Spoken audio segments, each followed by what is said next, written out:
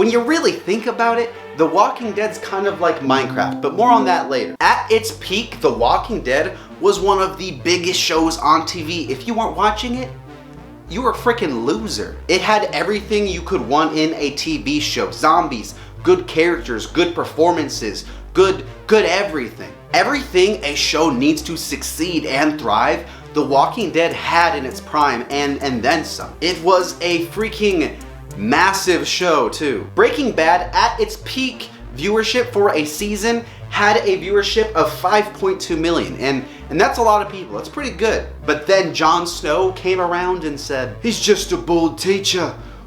What you got to say about 11.99 million? Wow, 11.9, that's a lot of people. But what you think about 17 million? And the crazy thing is, they did it again 2 seasons later. I was among one of those die-hard Walking Dead fans, as you can tell from this Daryl stabbed Funko Pop, the most exclusive of all Funko Pop. During high school, you'd catch me walking back and forth, pacing around my room at night like, practicing my Negan delivery, like all that stuff. That does not sound like Negan.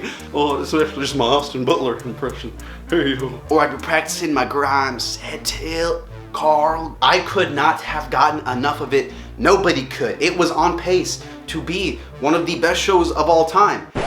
So what happened? It's no surprise the show started off in a full-on sprint and then kind of like waddled to its ending as far as popularity goes. Going back to those viewership numbers, The Walking Dead ended its run with an all-time low of viewership, even lower than the show's first season before there was an established audience. I never finished The Walking Dead in all transparency, so I can't say that it ended bad, but you can just tell from the numbers it lost a lot of its popularity. People kind of just got bored with it. And today I'm going to tell you why me, an ex-Walking Dead diehard, I'm going to give my theory why. And it all comes down to tension. Minecraft! When The Walking Dead started, it was an exciting and new fresh take in the zombie genre. It had an amazing cast. Like seriously, it's crazy to think of how good this cast was and how many people have left to have phenomenal careers. A lot of the actors still, I don't think, get the recognition they deserve. Andrew Lincoln?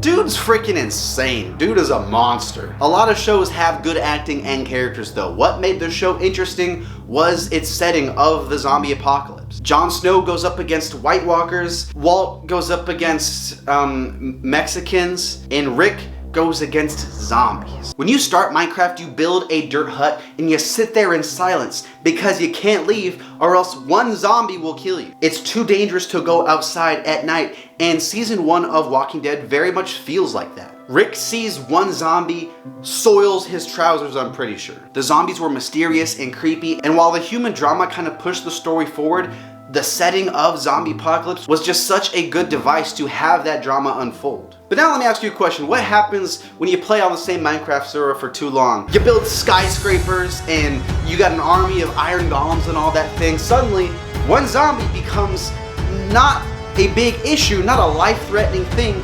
He just becomes like a mild inconvenience and things get boring. I don't blame The Walking Dead for leaning on its human villains because you kind of have to, because the flip side of that is every season is just, oh, we gotta avoid the walkers. And then 10 seasons later, oh no, more walkers. So it makes sense we got such a colorful cast of douchebags. The governor, in my opinion, is kind of the peak of what a Walking Dead villain should be like. He's just a leader of an opposing group. Okay, he's crazy, he's not a nice guy, but like neither's Rick and everyone else. If we're being honest, they're all kind of crazy too. Rick for sure. He was interesting, he was intimidating, but unfortunately he kicked off the trend I see a lot with villains, and that is the idea of the next villain. The next villain always has to be crazier and more intimidating than the last. Otherwise, tension can just go look at the flowers and die. I actually just talked about it and how it affected the Rocky franchise, and it's why when you get to Rocky 4, you have a super-powered Russian.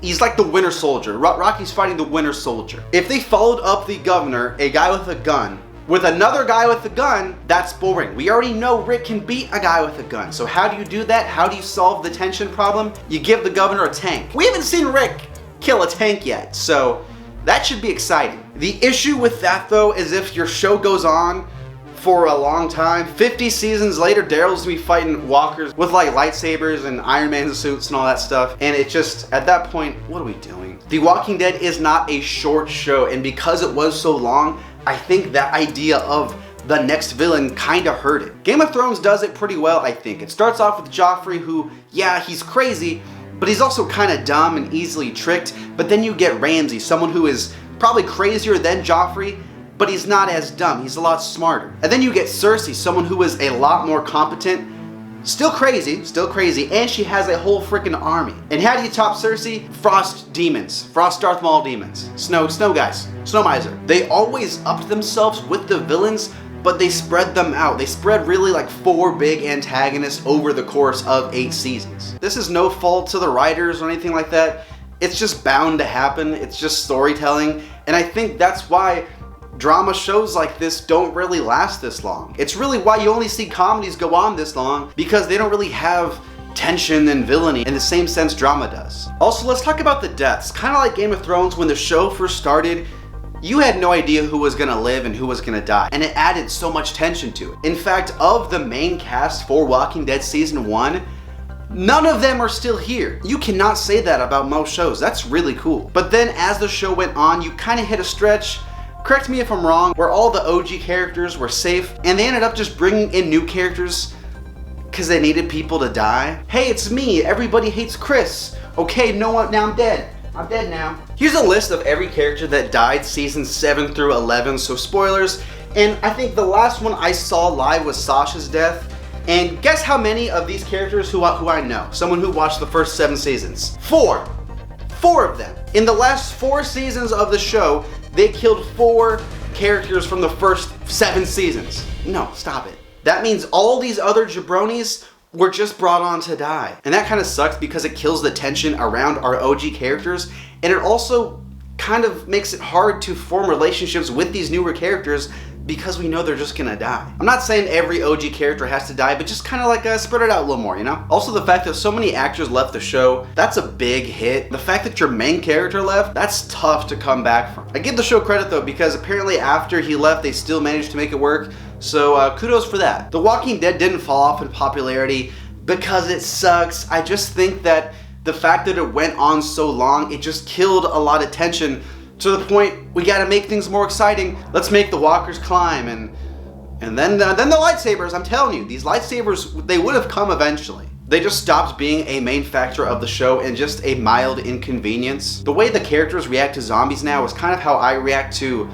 pulling up to Chick-fil-A on a Sunday. I'm like, oh man, that sucks.